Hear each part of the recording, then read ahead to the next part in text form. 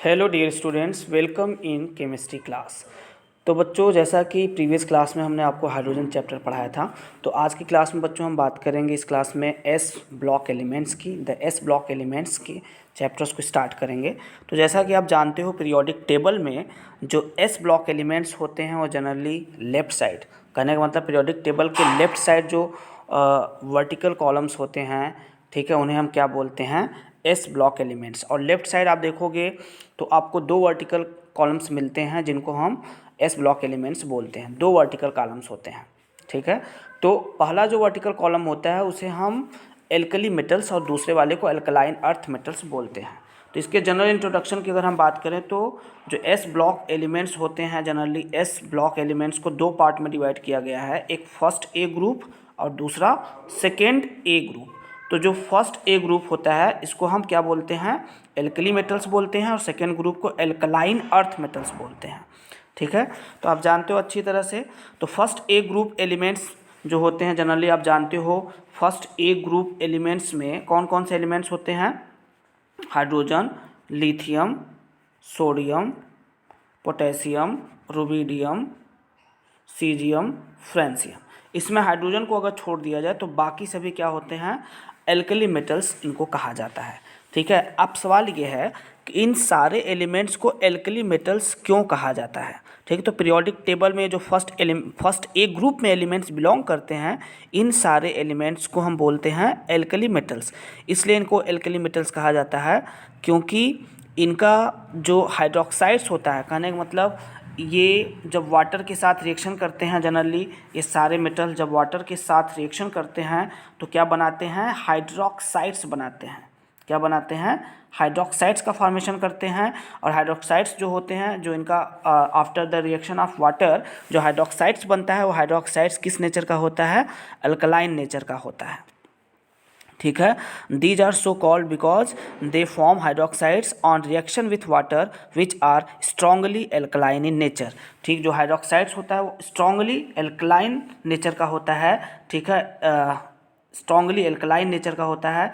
इसी वजह से, ठीक है, इसी वजह से इन्हें हम क्या बोलते हैं, फर्स्ट ए ग्रुप के एलिमेंट्स को हम बोलते हैं एल्कली मेटल्स, ठीक है। अब बात करते हैं सेकेंड ए ग्रुप के एलिमेंट्स की। तो सेकेंड ए ग्रुप के एलिमेंट्स जैसे कौन कौन से हैं, सेकेंड ए ग्रुप में आपके आते हैं beryllium, magnesium, calcium, strontium, barium, radium, ठीक है। तो ये सारे एलिमेंट्स सेकेंड ए ग्रुप में आते हैं और इन्हें क्या कहा जाता है, एल्कलाइन अर्थ मेटल्स कहा जाता है। एक्चुअली इन सारे एलिमेंट्स को एल्कलाइन अर्थ मेटल्स इसलिए कहा जाता है क्योंकि इनके ऑक्साइड्स और हाइड्रोक्साइड्स क्या होते हैं, एल्कलाइन नेचर के होते हैं।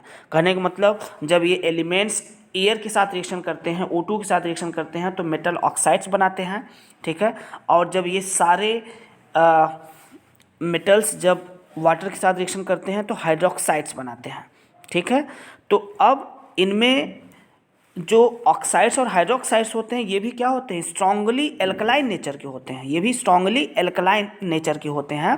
लेकिन जो नेचर में होता है एक्चुअली अर्थ क्रस्ट के अंदर, ठीक है, अर्थ क्रस्ट के अंदर जो इनका मेटल ऑक्साइड होता है वो ज़्यादा से ज़्यादा पाया जाता है। कहने का मतलब इन सारे मेटल्स का ऑक्साइड जो होता है वो ज़्यादातर अर्थ क्रस्ट के नीचे मिलता है, अर्थ क्रस्ट में ज़्यादा से ज़्यादा पाए जाते हैं, ठीक है। इनके ऑक्साइड्स जो होते हैं, इन मेटल्स के ऑक्साइड्स जो होते हैं वो अर्थ क्रस्ट में पाए जाते हैं। इसी वजह से इनका नाम दिया गया एल्कलाइन अर्थ मेटल, ठीक है। एल्कलाइन मतलब ये अल्कलाइन नेचर के तो होते ही हैं, ठीक है। और अर्थ क्रस्ट मतलब इनके जो ज़्यादातर ऑक्साइड्स जो होते हैं वो अर्थ क्रस्ट में मिलते हैं, इसीलिए इनका नाम दिया गया एल्कलाइन अर्थ मेटल। तो फर्स्ट ए ग्रुप के एलिमेंट्स को हम क्या बोलते हैं, एल्कली मेटल्स। कौन कौन से एलिमेंट्स हैं, आपने ये देखा कि फर्स्ट ए ग्रुप में कौन कौन से एलिमेंट्स हैं, ठीक है।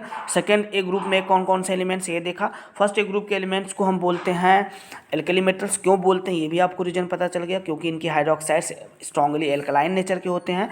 और सेकेंड ए ग्रुप में एलिमेंट्स को एल्कलाइन अर्थ मेटल्स क्यों बोला जाता है ये भी रीजन आपको पता चल गया, क्योंकि इनके ऑक्साइड्स और हाइड्रोक्साइड्स बहुत एल्कलाइन नेचर के होते हैं और साथ में इनके ऑक्साइड्स जो होते हैं वो अर्थ क्रस्ट में पाए जाते हैं, इसी वजह से इनका नाम दिया गया एल्कलाइन अर्थ मेटल्स। तो ये था बच्चों जनरल इंट्रोडक्शन के बारे में। तो जैसा कि आप जानते हो एस ब्लॉक एलिमेंट्स के अगर कुछ और भी इंट्रोडक्शन की अगर हम बात करें तो जैसे डायगोनल रिलेशनशिप, देखो बच्चों इसका देखो बच्चों, डायगोनल रिलेशनशिप क्या होता है इसको एक एग्जांपल के थ्रू आप समझ सकते हो। जैसे हम जब पीरियड सेकेंड, जैसे मान लो सेकेंड पीरियड के एलिमेंट्स हमने ले लिया, lithium, beryllium, boron, carbon, nitrogen, oxygen, fluorine. उसके बाद पीरियड नंबर थर्ड के एलिमेंट्स को हमने ले लिया, जिसमें क्या आता है, सोडियम आता है, ठीक है, magnesium, aluminium, silicon, phosphorus, sulphur, chlorine. जब इन सारे एलिमेंट्स का एक डायगोनल रिलेशनशिप जब बनाया जाता है, जैसे लिथियम का डायगोनल रिलेशनशिप किसके साथ बनेगा, मैग्नीशियम के साथ, बेरिलियम का एल्यूमिनियम के साथ, बोरान का सिलिकॉन के साथ, कार्बन का फास्फोरस के साथ, नाइट्रोजन का सल्फर के साथ और ऑक्सीजन का क्लोरीन के साथ। ठीक है, तो इस तरीके से ये इन सारे डायगोनल रिलेशनशिप, इस तरह के रिलेशनशिप को डायगोनल रिलेशनशिप कहा जाता है। इसका मतलब क्या हुआ, जब लिथियम का डायगोनल रिलेशनशिप मैग्नीशियम के साथ हो रहा है, इसका मतलब ये हुआ कि लिथियम की प्रॉपर्टी और मैग्नीशियम की प्रॉपर्टी क्या होती है, मैच करती है। बहुत सारी ऐसी प्रॉपर्टीज होती हैं लिथियम और मैग्नीशियम की जो मैच करती हैं, सिमिलर होती हैं। ठीक है, इसीलिए इन्हें डायगोनल रिलेशनशिप के थ्रू ये दिखाया जा रहा है कि इनकी जो प्रॉपर्टीज होती हैं, बहुत मैक्सिमम प्रॉपर्टीज ऐसी होती हैं जो सिमिलर होती हैं। ठीक है, और सिमिलर डायगोनल रिलेशनशिप की वजह से जो सिमिलरिटीज होती है प्रॉपर्टीज़ में, वो किसकी वजह से होती है, due to similar ionic sizes या फिर चार्ज रेडियस रेशियो। ठीक है, तो इस वजह से अब बेरिलियम और एल्यूमिनियम की भी बहुत सारी ऐसी प्रॉपर्टीज होती हैं जो मैच करती हैं, तो इस तरह के रिलेशन को हम डायगोनल रिलेशनशिप बोलते हैं। अब बात ये आती है कि ऐसी क्या क्या प्रॉपर्टीज़ हैं लिथियम और मैग्नीशियम की जो सिमिलर होते हैं। वैसे तो बेरिलियम का एल्युमिनियम के साथ कुछ प्रॉपर्टीज़ मैच करती हैं, और बोरान का सिलिकॉन के साथ अगर डायगोनल रिलेशनशिप आप देख रहे हो तो बोरान का कुछ प्रॉपर्टी सिलिकॉन के साथ मिक्स करती हैं। सारी प्रॉपर्टीज़ तो नहीं मैच करती हैं, लेकिन मैक्सिमम फिर भी काफ़ी प्रॉपर्टीज़ मैच करती हैं। कार्बन का डायगोनल रिलेशनशिप किसके साथ बन रहा है, फास्फोरस के साथ। तो कहीं ना कहीं कार्बन और फास्फोरस की बहुत सारी ऐसी प्रॉपर्टीज़ होती हैं जो कि मैच करती हैं, सिमिलर होती हैं। ठीक है, उसी तरीके से नाइट्रोजन का सल्फर के साथ डायगोनल रिलेशनशिप बन रहा है और ऑक्सीजन का क्लोरीन के साथ बन रहा है। तो इस तरीके से अब देखें हम, तो लिथियम और मैग्नीशियम की क्या क्या ऐसी प्रॉपर्टीज़ हैं जो मैच करती हैं। तो देखो, सबसे पहले अगर हम आपको बता दें तो दोनों लिथियम और मैग्नीशियम, ये दोनों क्या होते हैं, काफ़ी हार्ड होते हैं। लिथियम और मैग्नीशियम हार्डर होते हैं, दोनों हार्ड होते हैं, ये सिमिलरिटीज़ है। लिथियम और मैग्नीशियम जो होते हैं दोनों वाटर के साथ स्लोली रिएक्ट करते हैं। दूसरी प्रॉपर्टी क्या होती है कि लिथियम और मैग्नीशियम में दोनों क्या करते हैं, वाटर के साथ धीरे धीरे रिएक्शन करते हैं।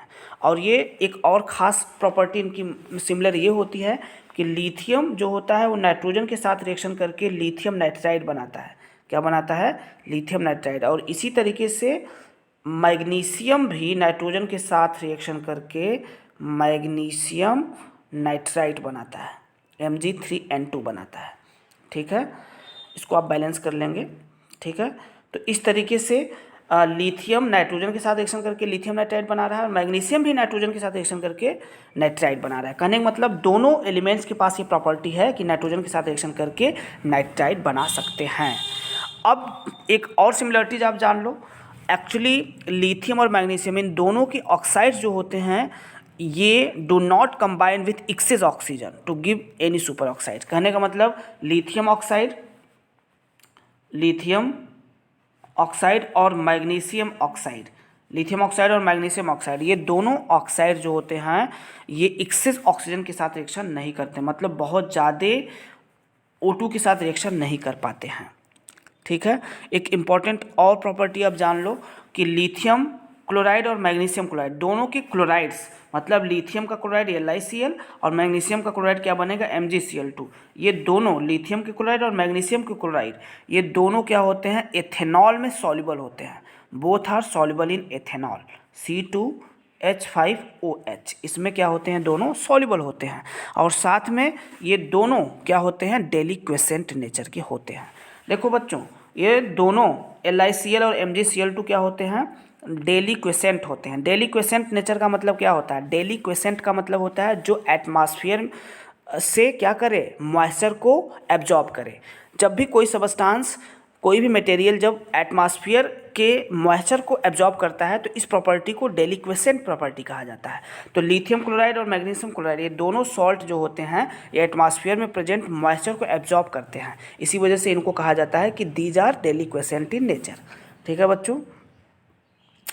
तो अब नेक्स्ट हम बात करते हैं group first elements alkali metals की। तो हम सबसे पहले पढ़ेंगे group first elements alkali metals के बारे में। ठीक है। तो देखो एल्कली मेटल्स में सबसे पहले इलेक्ट्रॉनिक कॉन्फ़िगरेशन की अगर हम बात करें तो आप जानते हो इलेक्ट्रॉनिक कॉन्फ़िगरेशन बताया जा चुका है पीरियोडिक टेबल में। ठीक है। तो यहाँ पे मैं नहीं बता रहा हूँ, लेकिन एक बार आप जान लो। NS1 फर्स्ट ए ग्रुप के एलिमेंट्स का कॉन्फ़िगरेशन NS1 टाइप का होता है और NS2 किसका होता है, सेकेंड ए ग्रुप के एलिमेंट्स। तो फर्स्ट ए ग्रुप के एलिमेंट्स का जब कॉन्फ़िगरेशन करोगे तो सबके आउटर शेल में एक इलेक्ट्रॉन दिखाई देगा और सेकेंड ए ग्रुप के एलिमेंट्स के आउटर शेल में 2 इलेक्ट्रॉन्स दिखाई देगा। ठीक है। तो इसका मतलब फर्स्ट ए ग्रुप के वैलेंस इलेक्ट्रॉन 1 होते हैं और सेकेंड ए ग्रुप के वैलेंस इलेक्ट्रॉन 2 होते हैं। ठीक है। तो नेक्स्ट है बच्चों एटॉमिक एंड आयनिक रेडियाई। देखो बच्चों एक इंपॉर्टेंट चीज़ जान लो कि एटॉमिक या फिर आयनिक रेडियाई, एटॉमिक रेडियाई जो होती है डाउन द ग्रुप आने पे क्या होती है, बढ़ती है, क्योंकि साइज इंक्रीज करता है डाउन द ग्रुप आने पे। ठीक है। एलिमेंट्स की साइज इंक्रीज करती है, इसी वजह से इनका रेडियाई भी क्या होता है, एटॉमिक रेडियाई भी क्या होने लगता है, इंक्रीज करने लगता है। ठीक है। तो ये जान लो डाउन द ग्रुप आने पे एटॉमिक रेडियाई बढ़ती है। ठीक है। और इनकी आयनिक रेडियाई भी डाउन द ग्रुप आने पे बढ़ती है। क्यों बढ़ती है, क्योंकि सब पे तो एक ही चार्ज होगा, जैसे लिथियम प्लस चार्ज है, सोडियम प्लस चार्ज है, पोटेशियम प्लस चार्ज है। ठीक है। रुबिडियम प्लस चार्ज है, सब पे तो एक सिंगल ही पॉजिटिव चार्ज है। ठीक है। सिंगल पॉजिटिव चार्ज है, लेकिन डाउन द ग्रुप आने पे इनमें नंबर ऑफ प्रोटॉन्स बढ़ता जा रहा है। ठीक है। नंबर ऑफ प्रोटॉन्स बढ़ता जाता है, जो कि प्रोटॉन्स डोमिनेंट होता है। इसी वजह से यहाँ पे देखा जाए तो डाउन द ग्रुप आने पे जो नंबर ऑफ सेल्स होता है वो डोमिनेंट होता है over the number of protons. तो अब नीचे डाउन द ग्रुप आने पे नंबर ऑफ सेल्स तो बढ़ता जा रहा है और नंबर ऑफ सेल्स डोमिनेंट होता है नंबर ऑफ प्रोटॉन्स पे। तो इस वजह से इसकी साइज़ जो होती है डाउन द ग्रुप आने पे आयनिक रेडियाई जो होती है वो क्या होती है, इंक्रीज करती है। कहने का मतलब जो एल्कली या फिर एल्कलाइन अर्थ मेटल्स होते हैं जब हम डाउन द ग्रुप आते हैं तो इनकी साइज़ इंक्रीज करती है। ठीक है। फ्रॉम लिथियम टू सीजियम या फिर फ्रॉम बेरियम टू रेडियम। ठीक है। तो इस तरीके से फर्स्ट ए ग्रुप या सेकंड ए ग्रुप की हम बात करें तो दोनों के केस में, वैसे हम फर्स्ट ए पहले पढ़ रहे हैं, एल्कली मेटल्स पढ़ रहे हैं, तो एल्कली मेटल्स में ये जान लो कि डाउन द ग्रुप आने पे एटॉमिक रेडियाई भी बढ़ती है और आयनिक रेडियाई भी बढ़ती है। नेक्स्ट है बच्चों हाइड्रेशन एंथैल्पी। देखो हाइड्रेशन एंथैल्पी क्या होता है, कहने का मतलब जब एल्कली मेटल जैसे लिथियम आयन हो गया, सोडियम आयन हो गया, पोटेशियम आयन हो गया, ये सब जब वाटर कंटेन करते हैं, ये सब जब इनके चारों तरफ वाटर का एक्युमुलेशन होने लगता है, ठीक है, तो इससे कुछ अमाउंट ऑफ एनर्जी रिलीज होती है। ठीक है। तो इसी एनर्जी को क्या कहा जाता है, हाइड्रेशन एनर्जी या हाइड्रेशन एंथैल्पी कहा जाता है। कहने का मतलब जब आयंस एल्कली मेटल्स के जो आयंस होते हैं इनके चारों तरफ वाटर का एक्युमुलेशन होता है तो इसे हम हाइड्रेशन एंथैल्पी बोलते हैं। और हाइड्रेशन एंथैल्पी जो एल्कली मेटल्स की होती है वो क्या होती है, डिक्रीज होती है विथ इंक्रीज इन साइज। कहने का मतलब जैसे जैसे डाउन द ग्रुप हम आते जाएंगे वैसे वैसे क्या होता है कि इनका हाइड्रेशन एंथैल्पी डिक्रीज होने लगता है। कहने का मतलब जितनी छोटी साइज होगी, ठीक है, जितनी जैसे लिथियम आयन की साइज़ सबसे छोटी होगी, अब उसके बाद आता है सोडियम आयन, तो सोडियम आयन की साइज़ थोड़ी बड़ी होगी। उसके बाद क्या आता है आपका पोटेशियम आयन, इसकी साइज़ और बड़ी होगी। तो साइज़ बढ़ती जाएगी तो हाइड्रेशन एंथैल्पी कम होती जाएगी। कहने का मतलब अगर जितना स्मॉलर साइज होगा उसके चारों तरफ वाटर का एक्युमुलेशन उतना स्ट्रॉन्ग होगा और स्ट्रांगली एक्युमुलेशन होने की वजह से वाटर का ठीक है लिथियम आयन कि चारों तरफ स्मॉल साइज़ की वजह से इसकी हाइड्रेशन एंथैल्पी क्या होती है, ज़्यादा होती है। ठीक है। एक और इम्पॉर्टेंट चीज़ आप जान लो, इसका अगर हम ट्रेंड देखें, हाइड्रेशन एंथैल्पी का अगर ट्रेंड पूछता है तो आप क्या बताएंगे, लिथियम आयन की हाइड्रेशन एंथैल्पी सबसे ज़्यादा होगी, उसके बाद सोडियम आयन की होगी, उसके बाद पोटेशियम आयन की होगी और रुबिडियम आयन की, और सबसे कम हाइड्रेशन एंथैल्पी किसकी होगी, सीजियम आयन की होगी। ठीक है बच्चों। तो अब देखो lithium ion maximum degree of hydration enthalpy होता है। इसके पीछे रीजन क्या है, for this reason lithium salts are mostly hydrated. इसी वजह से लिथियम के जो सॉल्ट्स होते हैं जनरली हाइड्रेटेड नेचर के होते हैं। जैसे लिथियम का सॉल्ट हो गया लिथियम क्लोराइड, अब ये इसकी हाइड्रेशन एंथैल्पी ज़्यादा होती है, इसी वजह से इसमें वाटर कंटेंट भी प्रेजेंट होता है 2 मोल। ठीक है। और बाकी के जो आयंस होते हैं जैसे सोडियम आयन, पोटेशियम आयन, इनके जो सॉल्ट्स होते हैं इनमें वाटर प्रेजेंट नहीं होता है, हाइड्रेटेड वाटर नहीं प्रेजेंट होता है। लिथियम क्लोराइड सॉल्ट में वाटर प्रेजेंट होने का रीज़न क्या है? क्योंकि लिथियम की हाइड्रेशन एंथैल्पी ज़्यादा होती है, इसी वजह से ये कुछ मोस्टली क्या करता है, हाइड्रेटेड होते हैं इनके सॉल्ट्स, वाटर कंटेंट इसमें प्रेजेंट होता है, जैसे LiCl.2H2O से हम रिप्रेजेंट करते हैं। ठीक है बच्चों, नेक्स्ट है आपका दैट इज़ फिजिकल प्रॉपर्टीज़। देखो बहुत इंपॉर्टेंट बात मैं बता दूं कि जो एल्कली मेटल्स होते हैं वो सिल्वरी वाइट होते हैं, सॉफ्ट होते हैं, काफ़ी लाइटर होते हैं, लाइटर मेटल्स होते हैं। इनकी डेंसिटी अगर देखी जाए तो लो होती जाती है, डाउन द ग्रुप आने पे इनकी डेंसिटी कम होती जाती है। ठीक है, elements are increases, low density increases, कहने का मतलब जो लो डेंसिटी होती है वो इंक्रीज होती है डाउन द ग्रुप आने पे, from lithium to caesium. Potassium metal जो होता है वो हल्का होता है सोडियम मेटल से, ठीक है, काफ़ी लाइटर होता है than sodium. The melting point and boiling point of alkali metals are low. Actually जो मेल्टिंग पॉइंट और बॉइलिंग पॉइंट होती है एल्कली मेटल्स की वो काफ़ी लो होती है। ऐसा क्यों होता है? Due to weak metallic bonding in between them, क्योंकि इनकी एल्कली मेटल्स के जो मेल्टिंग और बॉइलिंग पॉइंट्स वीक होने का रीज़न क्या है या लो होने का रीज़न क्या है? क्योंकि इनके बीच में मेटेलिक बॉन्डिंग बहुत वीक होती है। और मेटेलिक बॉन्डिंग वीक क्यों होती है? क्योंकि एल्कली मेटल्स जितने भी हैं आपके, ठीक है, जितने भी एल्कली मेटल्स हैं आपके, इन सारे एल्कली मेटल्स में वैलेंस सेल केवल एक ही, वैलेंस सेल में एक ही इलेक्ट्रॉन होता है। और जब वैलेंस सेल में एक ही इलेक्ट्रॉन होगा तो बॉन्डिंग, जब मेटल और मेटल के बीच में बॉन्डिंग होगी तो थोड़ा वीक होगा। ज़्यादा से ज़्यादा इलेक्ट्रॉन्स, वैलेंस इलेक्ट्रॉन्स अगर होंगे तो वहाँ पे मेटेलिक बॉन्डिंग उतना स्ट्रांग होगा। लेकिन इन सारे एल्कली मेटल्स के आउटर सेल में एक ही इलेक्ट्रॉन प्रेजेंट होता है और इसी वजह से इनमें जब मेटल के बीच में जब बॉन्डिंग होती है तो थोड़ी वीक होती है। Due to weak metallic bonding की वजह से इनकी बॉइलिंग पॉइंट और मेल्टिंग पॉइंट क्या होती है? लो होती है। अब बच्चों बात करते हैं कलर प्रॉपर्टीज़ की। तो देखो बच्चों, कलर प्रॉपर्टीज़ की अगर हम बात करें तो जो एल्कली मेटल्स होते हैं, ठीक है, जो एल्कली मेटल्स होते हैं, ठीक है, इनके जो सॉल्ट्स होते हैं, एल्कली मेटल्स के सॉल्ट जैसे NaCl हो गया, KCl हो गया, ठीक है, ये सारे जो सॉल्ट्स होते हैं ये इम्पार्ट करते हैं कुछ कैरेक्टरिस्टिक्स कलर जब इनको ऑक्सीडाइजिंग फ्लेम पे ले जाया जाता है। जब इन सारे सोडियम क्लोराइड या पोटेशियम क्लोराइड के सॉल्ट को जब हम फ्लेम पे ले जाते हैं तो ये कुछ न कुछ कैरेक्टरिस्टिक्स कलर शो करते हैं, कलर आपको दिखाई देगा।